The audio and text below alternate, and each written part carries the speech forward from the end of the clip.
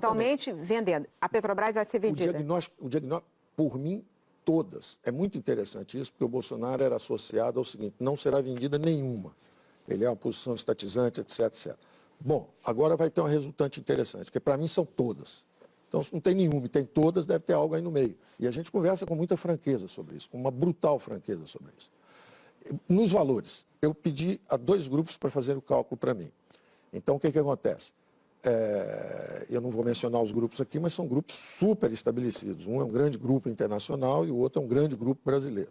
Um me deu a estimativa entre 500 e 700 bilhões, entre 500 e 700 bilhões, ou seja, valor médio 600, e o outro me deu entre 700 e 900, valor médio de 800. Para essas 5, só para a Petrobras? Para a participação do governo em todas as estatais. Porque isso aí... todas as estatais. Essas são possivelmente as mais valiosas. As mais valiosas. A participação do governo em todas as estatais. Estão juntando tudo, dá 500... Todo mundo, Caixa, Banco do Brasil, pega todo mundo e calcula quanto tem de valor econômico lá. Entendi. O valor esperado de um grupo era em torno de 800, no outro era entre 500 e 700, era 600, a média era 700. Então eu falei, tem 700 de privatizações, programa de privatizações. Naturalmente não serão 700. E aí é que eu arrisquei um pouco para cima, porque eu falei o seguinte: se eu vender tudo hoje, são até 500, porque vai cair preço, vai cair isso tudo. Mas se você estiver dentro de um regime onde você está sinalizando que vai ter um regime liberal-democrata, você vai reduzir impostos, você vai passar o filme ao contrário. Subir os impostos 30 anos, agora vão baixar 4 ou 8. Os gastos do governo subiram descontroladamente 30 anos. Vamos controlar os gastos. Você não precisa nem cortar muito, é não deixar crescer. Então vamos adiante. Eu vou chegar no valor. Não, você já falou que vai mais do que isso 700 até. a 800. Isso aí é o valor total, Isso né? no tempo, os 700, se você vender isso ao longo de 3, 4, 5 anos, você vai vender mais ou menos a 1 trilhão. Mais ou menos a 1 trilhão. Se fosse vender tudo, eu tenho que fazer a conta primeiro, levando para o extremo. Então, esse 1 trilhão inicial vem disso. O meu cálculo inicial não era nem esse, era 700, 800 mesmo, ficava conservador com isso. Só que tem um outro item interessante, chama-se... Imóveis.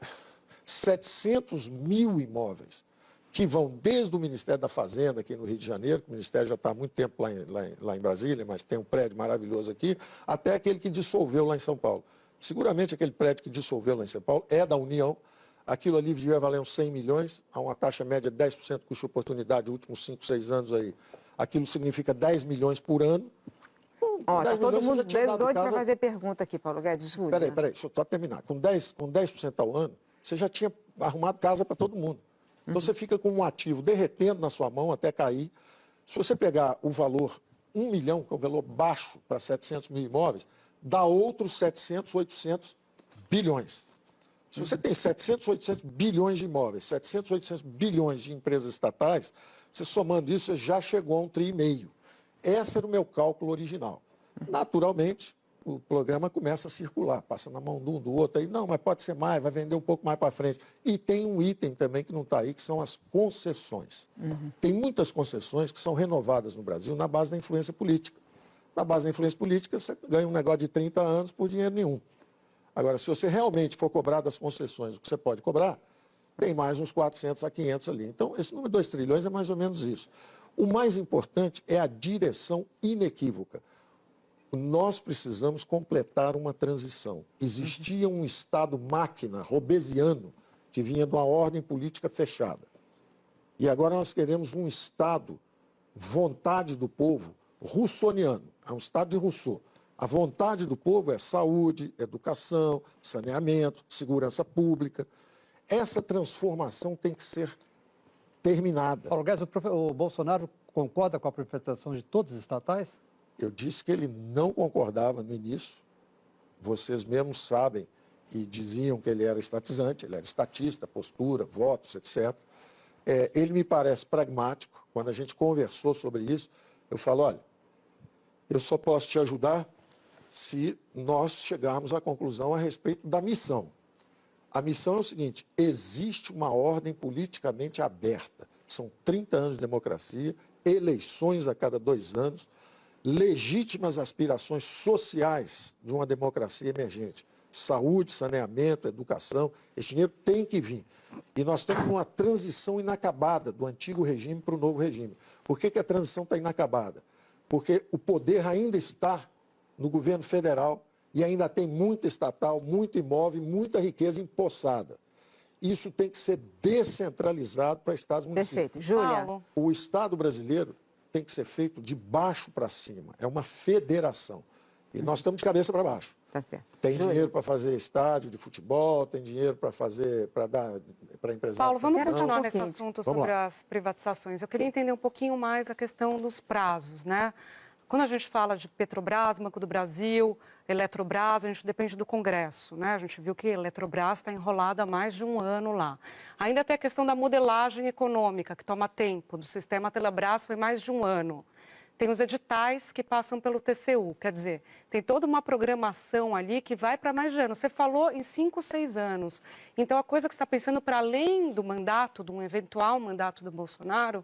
E outra questão que eu queria também falar, entender, na verdade, quando você fala sobre esse 1 trilhão, está levando em consideração estatais que não são do governo federal, que são dos estados?